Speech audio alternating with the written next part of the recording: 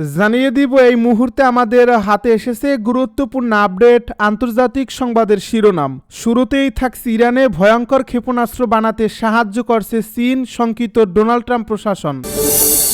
এদিকে যুক্তরাষ্ট্রের হামলা ঠেকাতে কতটা প্রস্তুত ভেনেজুয়েলা। আরও জানাবো ইন্দোনেশিয়ায় ভূমিধসে 6 জনের মৃত্যু, 17 জন নিখোঁজ। এদিকে চীনা নাগরিকদের জাপান ভ্রমণ না করার আহ্বান। সব শেষে জানিয়ে দিব ক্যারিবীয় অঞ্চলে নৌকায় মার্কিন সেনাবাহিনীর 20তম হামলায় নিহত 4। এতক্ষণ শুনছিলেন হাতে থাকা আপডেট সংবাদের শিরোনাম, এবারে বিস্তারিত। তবে তার আগে অনুরোধ রইল ভিডিওটিতে একটি লাইক এবং কমেন্ট করে জানিয়ে দিন ভিডিও সম্পর্কে আপনার মূল্যবান মতামত। আরও জানিয়ে দিন ভিডিওটি কোথা থেকে দেখছেন বা কোন জেলা থেকে দেখছেন। ইরানে ভয়ঙ্কর ক্ষেপণাস্ত্র বানাতে সাহায্য করছে চীন, শঙ্কিত ডোনাল্ড ট্রাম্প প্রশাসন। চীন গোপনে ইরানকে ক্ষেপণাস্ত্র তৈরির জন্য গুরুত্বপূর্ণ রাসায়নিক উপাদান পাঠাচ্ছে বলে দাবি করেছে মার্কিন সংবাদ মাধ্যম সিএনএন। এ প্রতিবেদনে বলা হয়েছে সেপ্টেম্বর থেকে অক্টোবর পর্যন্ত চীন থেকে ইরানে প্রায় 2000 টন বিস্ফোরক উপাদান পৌঁছেছে। বিশেষজ্ঞদের মতে এগুলো ক্ষেপণাস্ত্রের সলিড ফুয়েল তৈরির জন্য অপরিহার্য, যা ইরানের সামরিক শক্তিকে আরও বাড়াবে।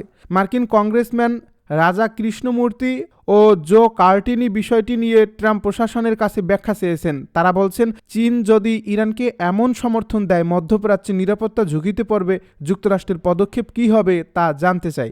জাতিসংঘের নিষেধাজ্ঞা অনুযায়ী ইরানের ক্ষেপণাস্ত্র কর্মসূচিতে কোনো দেশ সরাসরি বা পরোক্ষভাবে সহায়তা করতে পারবে না। তবে সিএনএনের প্রতিবেদনে বলা হয়েছে, চীন যে রাসায়নিক পাঠিয়েছে তা সরাসরি নিষিদ্ধ তালিকায় নেই, যার ফলে বিষয়টি আইনি ধূসর এলাকায় পড়ে।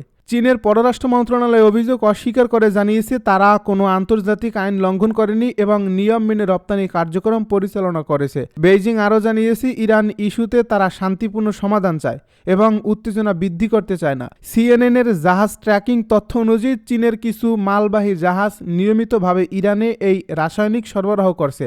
যেসব জাহাজ ও কিছু চীনা কোম্পানির উপর আগেই যুক্তরাষ্ট্র নিষেধাজ্ঞা জারি করেছিল, তারা এই কার্যক্রমে জড়িত থাকতে দেখা গেছে।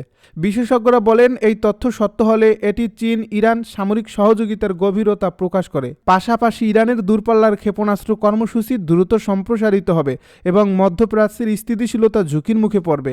ডোনাল্ড ট্রাম্প প্রশাসন এখনও আনুষ্ঠানিকভাবে মন্তব্য করেনি, তবে হোয়াইট হাউসের কিছু কর্মকর্তা জানিয়েছেন বিষয়টি জাতীয় নিরাপত্তা পরামর্শক পর্যায়ে আলোচনা চলছে। তারা সতর্ক করে জানিয়েছেন, চীনের এই কার্যক্রম সত্য হলে এটি যুক্তরাষ্ট্রের স্বার্থ ও আঞ্চলিক নিরাপত্তার জন্য বিপজ্জনক প্রমাণিত হবে। যুক্তরাষ্ট্রের হামলা ঠেকাতে কতটা প্রস্তুত ভেনেজুয়েলা। যুক্তরাষ্ট্রের হামলা ঠেকাতে কতটা প্রস্তুত ভেনেজুয়েলা। যুক্তরাষ্ট্র যদি সত্যিই হামলা করে তাহলে তা মোকাবেলার সক্ষমতা আছে ভেনেজুয়েলার। তারা কি পারবে বিশাল তেল সম্পদ ও জনগণকে রক্ষা করতে? কয়েকদিন ধরেই এসব প্রশ্ন ঘুরে বেড়াচ্ছে বিভিন্ন মহলে। ভেনেজুয়েলা সরকার গত মঙ্গলবার জানিয়েছে, দেশটির উপকূলের কাছে যুক্তরাষ্ট্রের নৌবাহিনীর উপস্থিতি বেড়ে যাওয়ায় তারা বৃহৎ জাতীয় সামরিক মোতায়েন শুরু করছে। এর আগে বৃহস্পতিবার যুক্তরাষ্ট্র একটি নতুন অভিযান ঘোষণা করছে। সাউদার্ন স্পিয়ার নামে এই অভিযানের লক্ষ্য পশ্চিম গোলার্ধে তথাকথিত নার্কো সন্ত্রাসীদের দমন করা। এই উত্তেজনা ভেনেজুয়েলায় উদ্বেগ বাড়িয়েছে। দেশটির কর্মকর্তারা মনে করছেন, প্রেসিডেন্ট নিকোলাস মাদুরোকে ক্ষমতা থেকে সরানোরও অজুহাত হিসেবে যুক্তরাষ্ট্র এসব সামরিক তৎপরতা বাড়াচ্ছে। কারাকাশে এক অনুষ্ঠানে ভেনেজুয়েলার পররাষ্ট্রমন্ত্রী ইভান গিল বলেন, আমরা আমেরিকান সাম্রাজ্যকে বলছি, সাহস করে কিছু করবেন না, আমরা প্রস্তুত। তবে প্রশ্ন উঠছে, যুক্তরাষ্ট্রের হামলা ও আগ্রাসনের মুখে ভেনেজুয়েলা সত্যি কতটা প্রস্তুত, তাদের সামরিক সামর্থ্য কতটা, এবং এখানে ডোনাল্ড ট্রাম্প ও নিকোলাস মাদুরোর রাজনৈতিক হিসাব কি? কয়েক সপ্তাহ ধরে ওয়াশিংটন কারাকাশ উত্তেজনা বেড়েই চলছে। যুক্তরাষ্ট্রের দাবি, ক্যারিবীয় সাগর ও পরে প্রশান্ত মহাসাগরে যেসব নৌকা তারা ধ্বংস করছে সেখানে যুক্তরাষ্ট্রমুখী মাদক বহন করা হচ্ছিল। এ সপ্তাহেই এমন 20 হামলা হয়েছে বলে জানিয়েছে মার্কিন কর্তৃপক্ষ। এতে এখন পর্যন্ত প্রায় 80 জন নিহত হয়েছে। তবে কোনো নৌকায় মাদক ছিল না বা সেগুলো যুক্তরাষ্ট্রে যাচ্ছিল, এর সপক্ষে কোনো প্রমাণ প্রকাশ করেনি যুক্তরাষ্ট্র। এই হামলার কোনো আইনি ভিডিও দেখাতে পারেনি তারা, যা আন্তর্জাতিক আইনের বরখেলাপ বলে মনে করছেন অনেক বিশেষজ্ঞ। ওয়াশিংটনের অভিযোগের কেন্দ্রবিন্দু একটি প্রমাণবিহীন দাবি, মাদুরো নাকি কার্টেলগুলোর সঙ্গে মিলে যুক্তরাষ্ট্রে মাদক পাচার করছেন। এদিকে যুক্তরাষ্ট্র ভেনেজুয়েলা উপকূলে শক্তিশালী বিমানবাহী রণতরী ইউএসএস জেরাল্ড আর ফোর্ড পাঠিয়েছে। এর সঙ্গে রয়েছে গাইডেড মিসাইল, ডেস্ট্রয়ার ও সহায়ক জাহাজ। 4000-এরও বেশি সেনা ও অগণিত ট্যাকটিক্যাল বিমানের সমন্বয়ে এটি একটি অত্যাধুনিক নৌবহর। বিশ্লেষকদের মতে যুক্তরাষ্ট্র যেভাবে সামরিক উপস্থিতি বাড়াচ্ছে তাদের লক্ষ্য ঘোষিত উদ্দেশ্যের চেয়েও বিস্তৃত এবং এতে মাদুরো বিরোধী সামরিক চাপও যুক্ত হয়েছে। Centre for strategic and international স্টাডিজের প্রতিরক্ষা বিশ্লেষক মার্ক ক্যানশিয়ান বলেন, ফোর্ড মূলত সমুদ্রে বা স্থলে শত্রুর বিরুদ্ধে বড় আকারের আক্রমণের জন্য।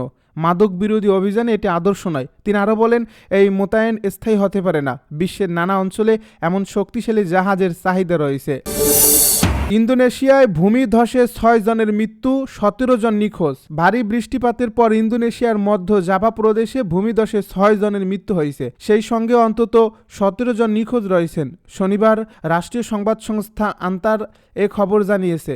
ইন্দোনেশিয়ার দুর্যোগ ব্যবস্থাপনা সংস্থার কর্মকর্তা বুদি ইরাওয়ান জানান, বৃহস্পতিবার মধ্য জাভার শিলাক্যাপ শহরে ভূমিধসের ফলে শিবেই উইনিং গ্রামের বেশ কয়েকটি বাড়ি মাটির নিচে চাপা পড়ে। এর আগে 3টি মৃতদেহ উদ্ধার করা হয়েছিল। তিনি বলেন, আমরা আরও 3টি মৃতদেহ খুঁজে পেয়েছি আর মাত্র 17 জনকে খুঁজে পাওয়া বাকি আছে। আমরা আমাদের সর্বোচ্চ চেষ্টা চালিয়ে যাচ্ছি। বুদি আরও বলেন, উদ্ধারকারীদের জন্য স্থানটি বেশ চ্যালেঞ্জিং।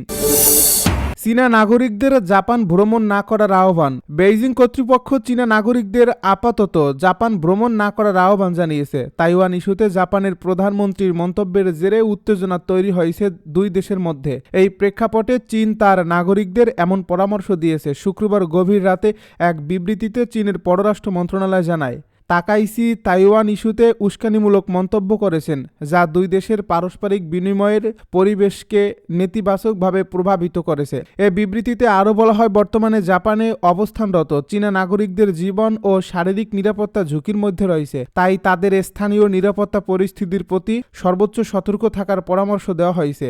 তাকাইসি চলতি মাসের শুরুতে পার্লামেন্টে বলেন, তাইওয়ানকে কেন্দ্র করে কোনো সামরিক জরুরি অবস্থা সৃষ্টি হলে তা জাপানের টিকে থাকার জন্য হুমকি হিসেবে বিবেচিত হতে পারে। তাহলে জাপান সামরিক হস্তক্ষেপ করতে পারে। এই মন্তব্যের পরই দুই পক্ষের মধ্যে উত্তেজনা তৈরি হয়। এর ফলে চীন থেকে জাপানে পর্যটন ও দুই দেশের বিভিন্ন বিনিময় কর্মসূচি নিয়ে উদ্বেগ বাড়ছে। জাপান ন্যাশনাল ট্যুরিজম অর্গানাইজেশনের তথ্য অনুযায়ী চলতি বছরের জানুয়ারি থেকে সেপ্টেম্বর পর্যন্ত চীন থেকে 74,80,000 পর্যটক জাপান ভ্রমণ করেছেন, যা সব দেশ ও অঞ্চলের জন্য সর্বোচ্চ। জাপানের প্রধানমন্ত্রীর এই মন্তব্যের পরেই শুক্রবার উভয় দেশই একে অপরের রাষ্ট্রদূতদের তলব করে। একই দিন রাতে জাপানে অবস্থিত চীনা দূতাবাস তাদের উইচ্যাট অ্যাকাউন্টে একটি সতর্কতা জারি করে। চীনা দূতাবাসের পোস্টে বলা হয়, তাইওয়ানের বিষয়ে জাপানি নেতাদের প্রকাশ উস্কানিমূলক মন্তব্য দুই দেশের জনগণের পারস্পরিক সম্পর্কের পরিবেশকে ক্ষতিগ্রস্ত করছে। বর্তমান পরিস্থিতি জাপানের চীনা নাগরিকদের ব্যক্তিগত নিরাপত্তা এবং জীবনের জন্য উল্লেখযোগ্য ঝুঁকি তৈরি করছে। ক্যারিবীয় অঞ্চলে নৌকায় মার্কিন সেনাবাহিনীর 20তম হামলায় নিহত 4। মাদক পরিবহনের অভিযোগে একটি নৌকায় যুক্তরাষ্ট্রের সামরিক বাহিনীর সর্বশেষ এই হামলায় 4 জন নিহত হয়েছে বলে শুক্রবার জানানো হয়েছে। এটি এ ধরনের 20তম হামলা।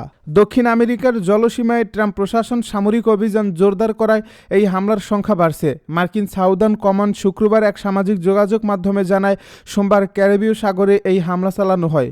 সেপ্টেম্বর থেকে শুরু হওয়া এসব হামলায় এখন পর্যন্ত মোট 80 জন নিহত হয়েছে। সাউদার্ন কমান্ডের প্রকাশিত ভিডিওতে দেখা যায়, সমুদ্রের উপর দিয়ে দ্রুত গতিতে ছুটে চলা একটি নৌকা আগুনে পুড়ে গেছে। কমান্ড দাবি করছে, গোয়েন্দা তথ্য অনুযায়ী এই নৌকাটি মাদক চোরাচালানে জড়িত ছিল এবং পরিচিত পাচার রুট দিয়ে মাদক বহন করছিল। সাধারণত এসব হামলার ঘোষণা প্রতিরক্ষা মন্ত্রী পিট হেগসেট সামাজিক যোগাযোগ মাধ্যমে দেন। তবে এবার সাউদার্ন কমান্ড নিজেই বিবৃতি দিয়েছে এবং পরে হেগসেট তা আবার পোস্ট করেছেন। হেগসেট সোমবার জানিয়েছিলেন, এর আগের 2 হামলা রবিবার পরিচালিত হয়েছিল। মার্কিন পররাষ্ট্রমন্ত্রী মার্কো রুবিও বলেছেন, যুক্তরাষ্ট্র মাদুরোকে ভেনেজুয়েলার বৈধ নেতা হিসেবে স্বীকৃতি দেয় না এবং তার সরকার মাদক পাচারে সহযোগিতা করছে। অন্যদিকে মাদুরো দাবি করছেন, যুক্তরাষ্ট্র তার বিরুদ্ধে কৃত্রিম যুদ্ধ সাজাচ্ছে।